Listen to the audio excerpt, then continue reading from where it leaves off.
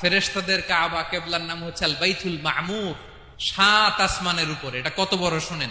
বিষ্ণু বলেন প্রতিদিন এই আল বাইতুল মামুর ফেরেশতাদের মসজিদে 70,000 ফেরেশতা ইবাদতের জন্য চান্স পায়। একবার ঢুকে যে বের হয়ে যায় কিয়ামতের আগে দ্বিতীয়বার আর তারা চান্স পাবে না। ওইটা শেষ।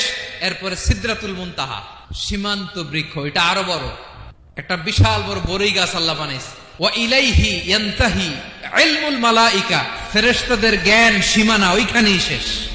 এর উপরে কি হয় ফেরেশতারা আর জানে না। সিদরাতুল মুনতাহার এরিয়া শেষ, এরপরে শুরু হয় আল্লাহুল মাহফুজ, কোরআনের বাড়ি। এটা মিন দুররাতিন বাইদা, সাদা ঝকঝকে ডায়মন্ড দিয়ে আল্লাহ বানাইছে। আমাদের সবার তাকদীর, ভাগ্যলিপি ওইখানে লেখা, কি হবে না হবে। কোরআনের বাড়ি ওইটা শেষ। এরপরে শুরু হয় লা জামান লা মাকান এরিয়া।